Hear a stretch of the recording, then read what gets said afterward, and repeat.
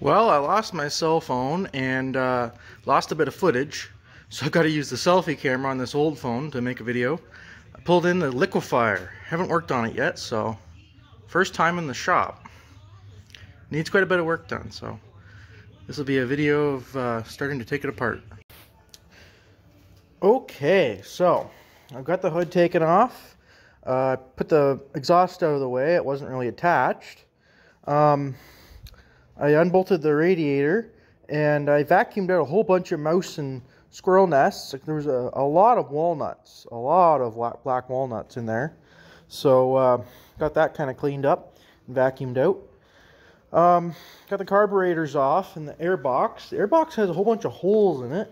I don't know how all those happen, but might not even use the air box. I might just put like a screen on each carburetor if I get this thing going. And I put a little, well, I vacuumed everything out actually. I even vacuumed the intake out there. Had a lot of chalky powder in it, like calcium kind of powder. And I checked the spark. There's good spark on both plugs. The wiring is still kind of here. It's a mess, but the ignition is somewhere around here. Still had the key in it. Oh, here. So I kept it in the on position, clockwise on, and put a little bit of ether in each spark plug hole, and then sprayed a little bit on the intake, and then it spun over and fired. So that's promising. Sounded like both cylinders fired, so that's pretty promising. I did a compression test. The left side has 125 psi. The right side, however, has a bit less. It had about 100, between 100 and maybe, I don't know, 98 psi, somewhere around there. And I thought, okay, well, I'll think about it a little more. Maybe since I do have the puller that I invested in, I have the 102C Comet Clutch puller, and I've got the crank seals. So I might spend the time to just take the engine apart and put the crank seals in since I got them. No point wasting the effort by putting it all back together and just to take it all apart again. So that might be beneficial to do that. So when I bought it from this guy, it came with the 3 snowmobiles. It came with this Liquifire. It came with the Spitfire, and it came with the aluminum tunnel Trailfire. It's supposed to be a 340 Trailfire, and it's got a rubber track on it, but it doesn't have an engine in it. So I thought I'll use the 440 engine, the spare one that we have, to put in that eventually. So those 3, I think it was about $800 for all 3 of them. And this guy said this was the one he had, I think his family bought it or something, and he had it for a long time and drove it, and it was his snowmobile. And he said that it got wrecked and the steering busted on it. So I found the spare piece, or the broken off piece here, and I don't know if it can be welded or if it can be fixed. I don't know if someone could fix that, but it would save me a lot of time taking the steering out of this to get the steering out of the other snowmobile I have. And other than that, and putting the suspension rack back in, I think this track, it looks okay. It's a rubber track. It doesn't look bad. Putting that back together, cleaning the carbs out and putting them back on. Other than that, it's just cosmetic, I think. The fuel, I see the fuel pump still in it. That fuel pump that's made for 2 carbs. The radiator still had a little bit of coolant in it, so it doesn't look like it's leaking. That's kind of promising. The gearbox still got oil in it. It still looks like it's pretty good. The body's in decent shape. It's got also has an aluminum tunnel. Painted black, but it's aluminum. And one of the skis here, you see the The bar here on the ski's a little bent. This one's not too bad. The steering doesn't look like it's off by much. It's pretty good. But when the engine had spark and when it ran, I thought, oh, that's promising. It's not locked up like they usually are. And since it's a water or a liquid cooled, that'll be a little bit different. All the other ones I've worked on are just fan or air cooled, so it's a little bit different of a design. Hopefully it doesn't cause any problems. The fuel tank still has a little bit of stinky old gas in it. It's got the cap. It's supposed to have the gauge built into the cap. I've got a spare cap, that brand new one from I think Dennis Kirk or something, because that thing's all rusty. But yeah, it's got some stinky old gas in it. And it's got a little primer button here. It's no good, but it had a little primer there for priming the fuel system, which is better than having to pull it over 45 times just to get it to spark, just to get gas in one carburetor. So yeah, that's where I'm at so far, taking this thing apart. The hood has some pretty good cracks in it. I mean, it's salvageable. It's pretty nasty cracks. Maybe it can be fiberglass and fixed. The suspension here, it's I don't know how good the shock is. Oh yeah, the shock's not too bad. Gas shock.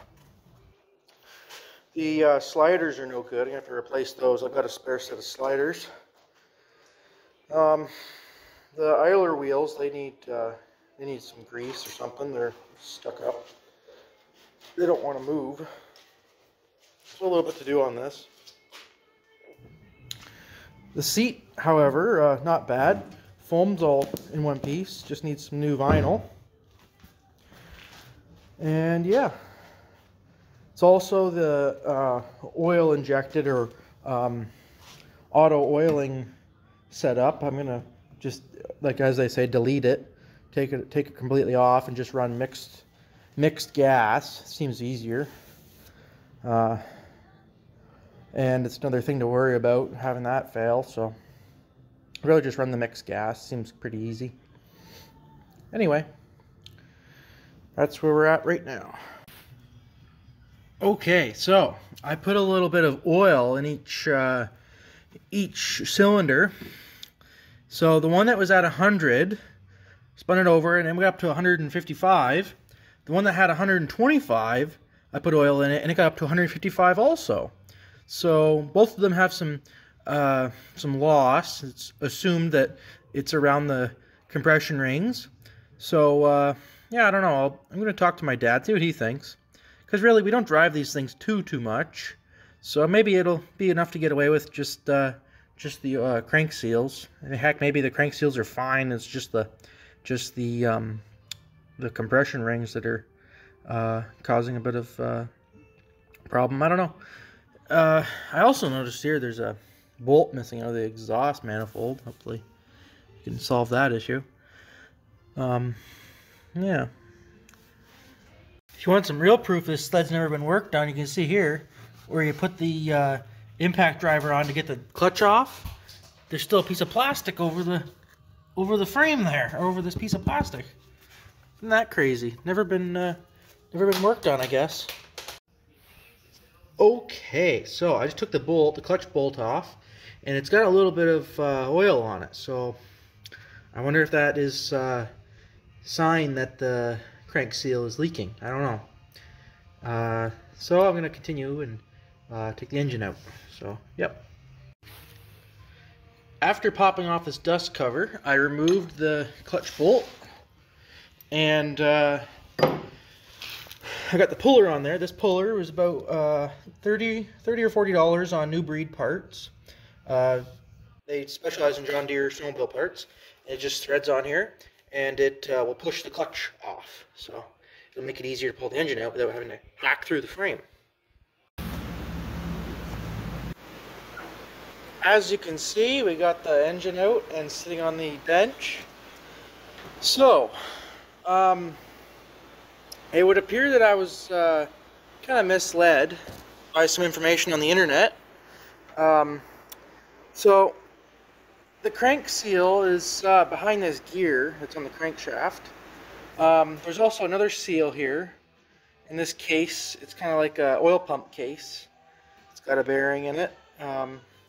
But so here, I'll break it down. Crankshaft has a gear on it. This little gear in between spins this gear, and this gear runs the oil pump. So after a little bit of research, I found out that you have to leave the oil pump, or else it might cause issues like not properly lubricating the bearings, such as maybe like this one and the other one inside. I don't know if it's a center bearing or if it's the other main crank bearings. So anyways, I saw a couple forums about how to remove this, it's not a cog, drive gear. Now, some of them said to put the whole thing in a freezer or something. I don't know, I'm going to look into that a little bit more, but how to get this, because this is quite tight on there, that gear. And I got to get that gear off to be able to get this crank seal. Behind this gear is a crank seal. So I got to get that off, because after sitting and after being like 40 years old, these rubber seals sometimes don't last if you let them sit for a long time and then decide to want to drive at full speed, full throttle. So I want to replace it, and so I'm gonna have to get this gear off. And by the way, if you are looking for the crank seals, the main crank seals, I believe the one on the PTO side, the clutch side, is the same as all the other John Deere snowmobiles. Or wait, no, sorry, not the clutch side, the alternator side, the electronic side, recoil side. I'm pretty sure it's the same size as the Trailfire and the Spitfire. I'm pretty sure. That's what the website told me, so maybe I can't trust the website. But once I get the other side done, I'll get this one apart and get this seal put in there if it's the right size. If not, then I'm gonna have to order some when I order the crank seal for this side, because I'm gonna have to order two seals, one for here. I could see it was leaking here, and another one for here. So two seals, one oil seal and one crank seal. Both technically are on the crank, so I guess you could call them both crank seals. But anyway, I think I accidentally ordered the wrong. I thought when I was on MFG Supply, I thought I was ordering the right one, but I guess I ordered the wrong one, because this is not the right size at all. It's too small. So I guess that's the wrong one. I don't know what I was looking for on that on the website anyways. I sometimes go on there thinking I know what I need, and then I order the wrong part, and I mean it's probably got a use somewhere. I probably ordered it for some reason and just can't remember. So this isn't looking too terrible though. Nothing inside is looking like there's no filings or anything. There's a little bit of sludge, but it's just oil, just gummy oil. Everything else looks okay. We'll know more once I get that crank seal taken out and get this gear off, get that crank seal taken out. So, yep. Oh, and the carburetors. So they're looking pretty corroded and calcified. I just put some Gibbs penetrant in each one and let it sit overnight, and hasn't done much. The bottoms, however, like took the bowls off, and inside looks pretty decent. Like everything looks pretty good. So now I just gotta get this throttle body or throttle piece, or bullet or billet or whatever you call it. Gotta get that loosened up so I can get them out and get them cleaned out. And I mean, other than a little bit of the corrosion, like this one here, there's a big piece missing. I can really get it to work. I hope I can somehow clean these boots up. I don't have much faith in them. I think I might have to replace the boots. I I look on Amazon. I know New Breed Parts has them, but they're like $35 a piece. And I mean, for me, that's a good chunk of money. 70 bucks for just 2 little boots. I'd rather look on Amazon for some cheaper ones, or see if I pull some off of an old sled that are still in good shape. eBay is not any better. Saw them for 20 bucks a piece, and they're used with $25 shipping in Canada, which is nuts because I'm in Canada. I don't know why it's $25 shipping, unless they're coming from Nunavut or something. So anyway, that's a little bit more. Well, I haven't made much progress. I decided to just keep the other side intact, the PTO side, because that drive gear for the oil pump and the water pump, I don't want to risk wrecking that. It honestly wasn't leaking on that side, so I'll just leave it. If it does leak down the road, then hey, I mean, it'll be a problem when it happens. This side, holy crap, that flywheel does not want to come off. I've got a different solution here. Instead of tightening the puller as hard as it goes so a bolt snaps, I just soaked it down with some Gibbs penetrating oil. I flipped this, I don't know, it's counterweight of some kind, flipped it around, put the bolts in it, and tightened up the 3-jaw puller on there. It's pretty tight, and I'm just going to leave it for a little while. The other forums I saw where people took the whole thing apart and had to use a press, and I'm just going to follow the other forum where the guy said he just let it sit for a couple days like this with penetrant on it, and then whacked it with a hammer, and then they claim it popped off. So we'll see what happens. Anyway, so far that's what I'm at, where I'm at. I was soaking the carburetors in some CLR. Didn't really seem like it was helping much, so I cleaned the one off with water, and I'm having it soak in some Varsol instead to see if that breaks up the clogged up pieces and the corrosion. Still trying to figure out who can weld this on. I have a couple of leads, but hopefully they can either weld this piece back on and then we put a plate on top, weld a plate on top, or bolt a plate on top, or something, because this should be reinforced somehow, rather than just leaving that piece there like that after it's welded, or just hack that off and put a piece of pipe on there, weld a piece of pipe on there, and extend it somehow. I'm not sure. Figure it out when we get there. Find somebody that can bring a welder here. This recoil rope seems kind of short, so I might have to extend that a little bit. CLR did break up quite a bit of the gunk on the outside of the carbs, but didn't really get the inside, so hopefully it can continue working its way on that one there. It's mixed half water, half CLR, so it shouldn't totally eat everything away. The inside of the bowls were so clean, that's surprising, but the parts that were really bad was like the main like inlet and outlet. I don't know how it got so bad. Old gas sitting in it, or coolant maybe gets spilt in it, I don't know. But I'm gonna let that sit for a while. Hey, if it totally dissolves the carb, then I guess I'll have to find a new carb, I don't know. New Breed Parts has them brand new for $190. I don't know what the shipping cost is, but hey, maybe I can save my money up and get 2 of those. It would be what, almost $400 for 2 carburetors on a snowmobile that I didn't pay more than $250 on. But I think that'll be it for tonight.